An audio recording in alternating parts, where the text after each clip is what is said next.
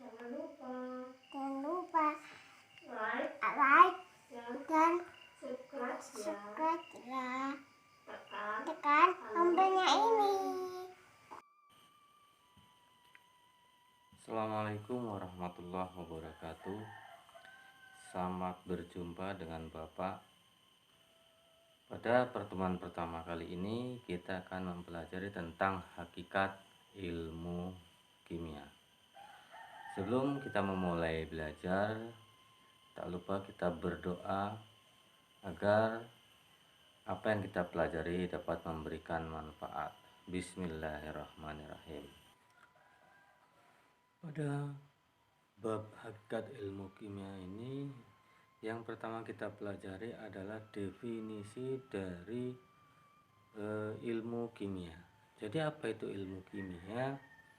Ilmu kimia adalah ilmu yang mempelajari susunan, struktur, sifat, perubahan materi, serta energi yang menyertai perubahan materi tersebut. Jadi itulah pengertian dari ilmu kimia. Nah, bagaimana contohnya adalah ketika air berubah menjadi es, ya. Ketika air berubah menjadi es, berapa sih energi yang dibutuhkan untuk merubah wujud atau sifat dari air yang berupa zat cair menjadi es yang merupakan zat padat. Nah, pada ilmu kimia akan dipelajari energi yang dibutuhkan ketika air berubah menjadi es. Itu adalah salah satunya. Selanjutnya adalah cabang-cabang dari ilmu kimia, ya. Cabang dari ilmu kimia ada 8. Yang pertama adalah kimia anorganik. Ini mempelajari zat kimia yang ada di dalam benda mati. Contohnya saat kita mereaksikan zat kimia di dalam laboratorium.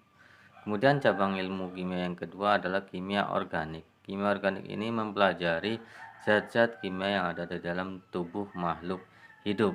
Contohnya pada tumbuh-tumbuhan itu terjadi proses fotosintesis. Bagaimana reaksi kimianya atau bagaimana reaksi kimia yang terjadi pada proses fotosintesis. Kemudian cabang ilmu kimia yang ketiga adalah kimia analitik. Pada kimia analitik ini adalah menganalisa bahan-bahan yang terdapat di dalam suatu produk. Misalkan saja produk makanan atau minuman itu mengandung apa saja. Kemudian yang keempat adalah kimia fisik. Ini mempelajari bagaimana penentuan energi yang menyertai terjadinya reaksi, sifat fisik serta perubahannya. Misalnya pada perubahan zat cair menjadi gas, kita dapat menentukan titik-titik dan kalor yang diperlukan untuk terjadi perubahan dari zat cair menjadi gas tersebut. Selanjutnya yang kelima adalah kimia lingkungan. Nah, di kimia lingkungan ini mempelajari segala sesuatu yang berkaitan dengan lingkungan. Misalkan bagaimana terjadinya pencemaran dan cara penanggulangannya.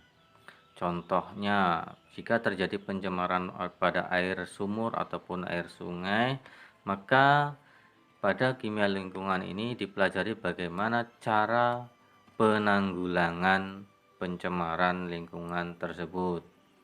Kemudian yang keenam adalah kimia inti atau radiokimia. Ini adalah bagian dari ilmu kimia yang mempelajari zat-zat radioaktif. Contoh yang umum sering kita digunakan dalam kehidupan sehari-hari adalah di rumah sakit, yaitu proses fotoronsen. Yang digunakan adalah sinar X dan prosesnya adalah radiokimia. Kemudian yang ketujuh adalah kimia pangan. Nah, kimia pangan ini mempelajari bagaimana meningkatkan mutu bahan pangan, misalkan pewarnaannya, pengawetannya, bagaimana memberikan warna dan mengawetkan makanan supaya aman dikonsumsi oleh manusia ya. Tuh, kemudian yang kedelapan adalah kimia farmasi. Ini berkaitan dengan penelitian dan pengembangan obat-obatan. Kita ambil contoh saat ini yang terjadi adalah wabah corona. Saat ini masih dicari atau dilakukan penelitian untuk menemukan obat-obat untuk menyembuhkan penyakit corona. Untuk selanjutnya adalah bagaimana peranan ilmu kimia dalam kehidupan sehari-hari. Yang pertama adalah peranan ilmu kimia dalam bidang pertanian.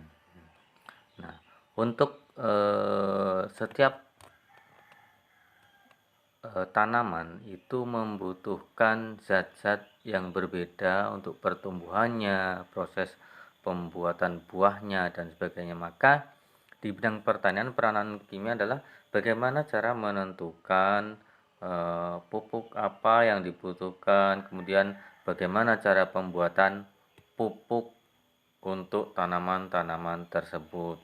Kemudian peranan kimia yang kedua adalah dalam bidang kedokteran ya. Dalam bidang kedokteran diantaranya misalkan bagaimana menganalisa sebuah penyakit. Analisis di laboratorium itu mempergunakan berbagai macam bahan-bahan kimia. Kemudian bagaimana penentuan atau bagaimana mendeteksi suatu penyakit itu dipergunakan unsur-unsur radioisotop ya, radioisotop. Kemudian peranan yang ketiga dalam bidang farmasi itu bagaimana obat-obatan diperoleh, bagaimana cara mengisolasi bahan atau bagaimana cara memperoleh bahan untuk membuat obat-obatan, kemudian bagaimana memformulasikannya. Kemudian dalam bidang biologi ini mempelajari proses biologi di alam.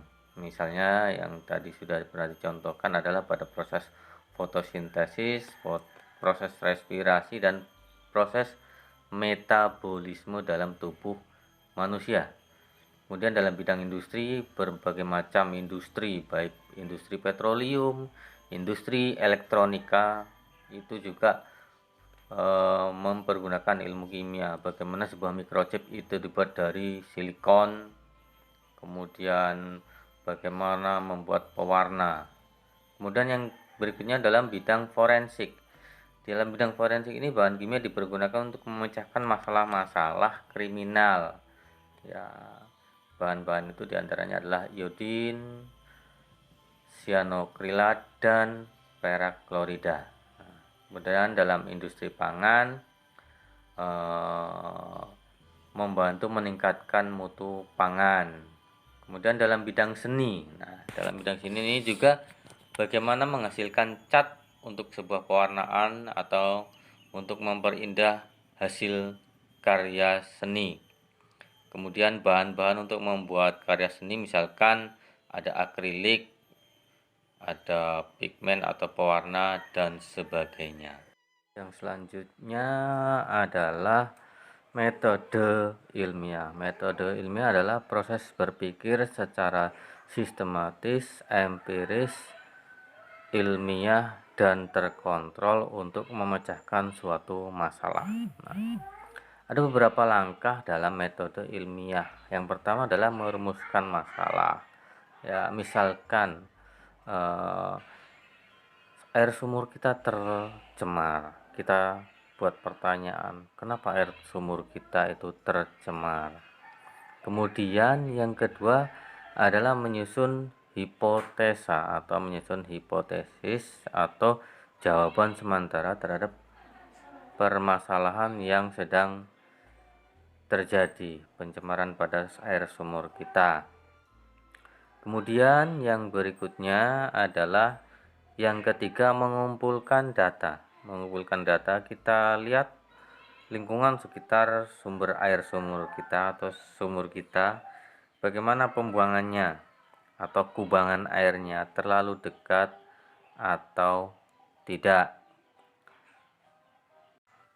Langkah yang selanjutnya adalah menguji hipotesis ya.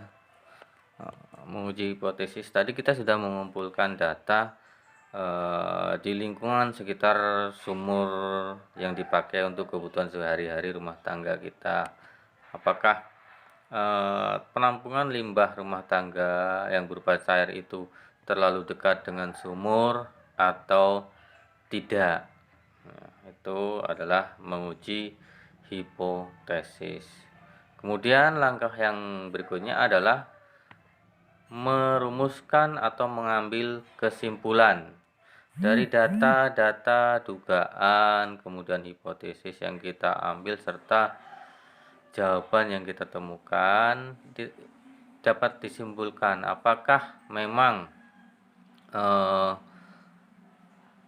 itu pencemaran karena penampungan limbah cair terlalu dekat atau mungkin ada sumber-sumber pencemaran yang lain. Ya, demikianlah materi tentang hakikat ilmu kimia sampai dengan pembahasan metodologi ilmiah atau metode ilmiah. Untuk selanjutnya silakan kalian kerjakan beberapa tugas untuk pertemuan kali ini.